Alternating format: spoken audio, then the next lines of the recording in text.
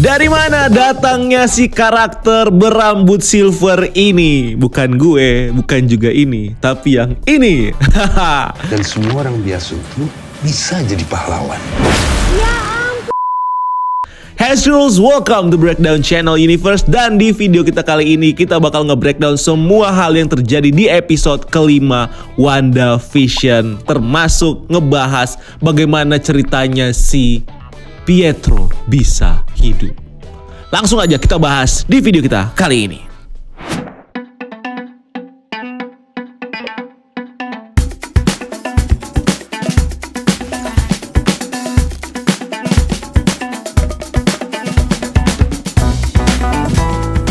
Setelah kemarin sempat nggak ada di episode 4, series WandaVision balik lagi nih ke tema sitcom sebagai latar seriesnya. Dimana di opening dan beberapa scene sitcom yang ada di episode kita kali ini, kita bisa ngeliat bagaimana elemen sitcom 80-an 90-an seperti series Full House, Family Tie, Growing Pain, dan Family Matter yang diadaptasi oleh Marvel Studios di episode kali ini. Yang terlihat di openingnya, gaya pakaian, latar tempat, dan juga story lainnya. Dan gak cuma tema sitcom, iklan produk yang jadi ciri khas tayangan sitcom di realitas Wanda ternyata juga balik lagi nih di episode kali ini. Dan beda dari episode sebelumnya yang menampilkan Easter eggs dari Hydra dan juga Stark dalam produknya.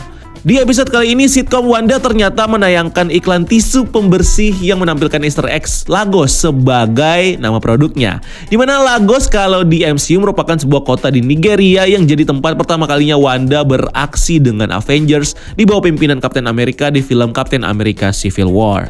Yang kemudian berakhir jadi sebuah tragedi bagi Wanda karena dalam peristiwa itu Wanda tanpa sengaja membunuh banyak warga yang tidak berdosa saat dia menggunakan kekuatannya untuk menahan ledakan dari crossbone yang meledakkan dirinya saat bertarung dengan Captain America.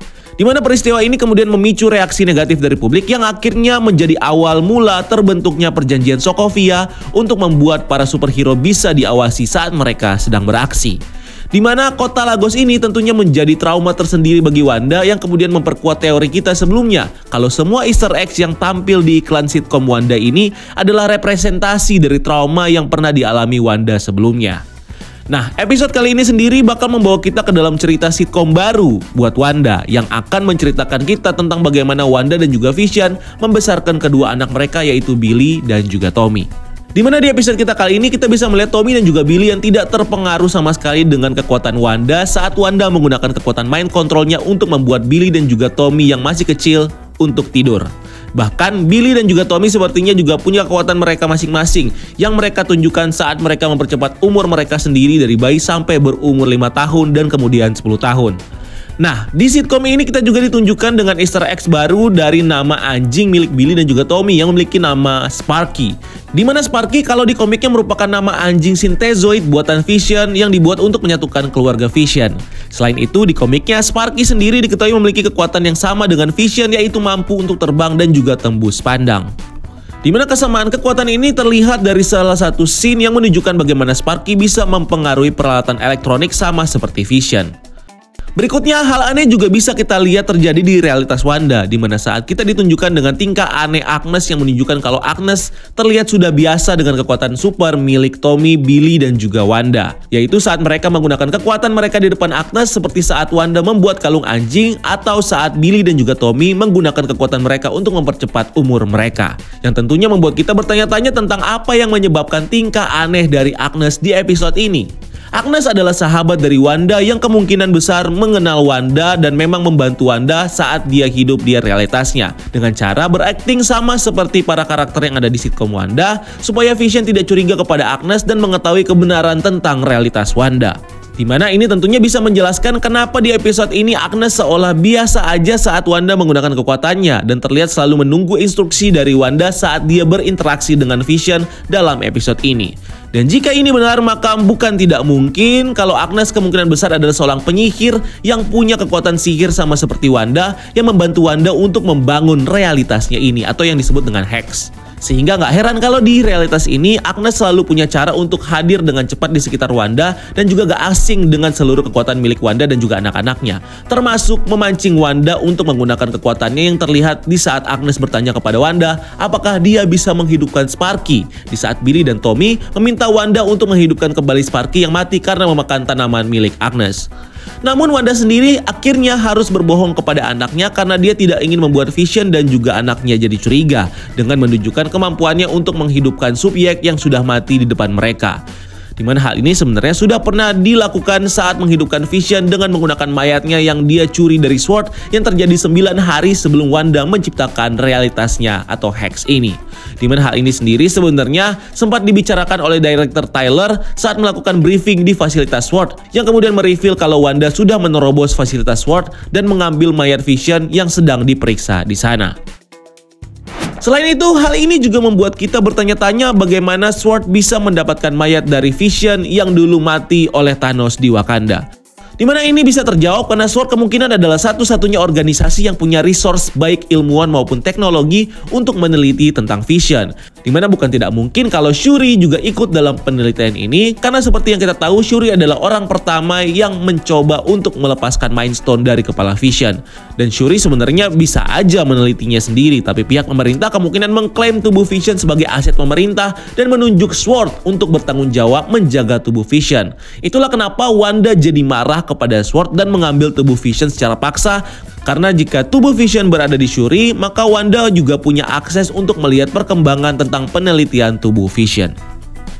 Balik lagi ke realitas Wanda, kita sendiri kemudian ditunjukkan lagi dengan sosok Vision yang di episode ini kembali lagi ragu dengan realitas Wanda atau Hex ini, terutama setelah dia melihat tingkah aneh dari Agnes dan juga kejadian aneh yang dia alami di kantor. Dimana di kantornya, Norm secara tiba-tiba mendapatkan email dari SWORD di komputernya yang berisikan pesan tentang hasil temuan dari Dr. Darcy Lewis tentang anomali Maximoff atau realitas Wanda atau Hex di kota Westview, yang tentunya membuat Vision jadi curiga dan kemudian mendorongnya untuk menggunakan kekuatannya pada Norm supaya bisa mendapatkan petunjuk tentang hal ini. Dan saat Vision menggunakan kekuatannya, Norm sendiri seperti berubah ke sosok aslinya yang kemudian meminta bantuan kepada Vision untuk menghentikan orang yang mengendalikan pikirannya yang tentunya merefer kepada Wanda. Di mana Wanda memang adalah sosok yang mengontrol seluruh warga Westview sebagai karakter sitkom dalam realitas buatannya. Dan dari keterangan Norm dan juga Monica di beberapa scene sebelumnya, kita akhirnya tahu bagaimana Wanda bisa mengubah orang yang ada di dalam realitasnya menjadi karakter sitkom yang bisa dikontrol oleh Wanda. Dimana saat mengontrol pikiran mereka, Wanda juga secara nggak langsung menularkan perasaan sakit, desperate dan juga sedih yang dirasakan oleh Wanda. Selain itu, hal yang juga membuat Vision jadi aneh sama Westview adalah fakta tentang gak ada anak-anak satupun yang ada di Westview selain Billy dan juga Tommy, yang sepertinya bisa terjadi karena realitas Wanda sebenarnya memang dibuat secara khusus untuk menciptakan dua anak kembar Wanda, yaitu Tommy dan juga Billy. Dimana sosok di balik realitas ini yang kemungkinan besar adalah Mephisto seperti tidak menginginkan anak-anak lain selain Tommy dan juga Billy di realitas ini, yang kemungkinan besar dilakukan supaya perkembangan Billy dan juga Tommy sebagai manusia super tidak terganggu dengan anak-anak seusianya. Selain itu, hal ini juga dilakukan supaya Wanda bisa mengontrol Billy dan juga Tommy secara langsung, yang akan membuat mereka bisa berkembang secara signifikan dan nantinya bisa dimanfaatkan untuk rencana jahat dari Mephisto. Nah, dari realitas Wanda kita berpindah dulu nih ke sisi SWORD, di mana di sana kita bisa melihat bagaimana SWORD terlihat sedang melakukan pemeriksaan kepada Monica yang baru keluar dari realitas Wanda. Dan pemeriksaan ini akhirnya tidak menghasilkan apa-apa karena mesin dari SWORD tidak bisa menganalisis tubuh dari Monica, di mana kemungkinan besar hal ini disebabkan karena radiasi aktif dari kekuatan projection dan juga realitas Wanda sudah masuk ke dalam tubuh Monica, yang akhirnya membuat tubuh Monica tidak bisa dibaca oleh mesin X-ray milik SWORD. Itulah kenapa mesin X-ray yang men-scanning tubuh Monica tidak menunjukkan hasil apa-apa dan justru hanya menunjukkan hasil putih seperti cahaya yang membuat seakan mesin X-ray ini rusak. Nah, hasil cahaya putih di X-ray ini bisa jadi adalah awal mula dari kekuatan Monica yang adalah cahaya yang sudah dia dapat dari efek keluar dari realitas Wanda. Berikutnya di scene saat Director Tyler memimpin brief, kita sendiri akhirnya bisa mendapatkan clue tentang masa lalu dari Wanda yang ternyata lahir di Sokovia di tahun 1989 dari pasangan Oleg dan Irina Maximoff, di mana kedua orang tua mereka mati karena serangan misil udara yang terjadi saat Wanda dan Pietro masih berumur 10 tahun. Nah, di briefing itu sendiri kita bisa melihat bagaimana Director Tyler punya posisi sebagai musuh dari Wanda, di mana Tyler menganggap kalau Wanda adalah teroris yang mengancam dan harus dihancurkan.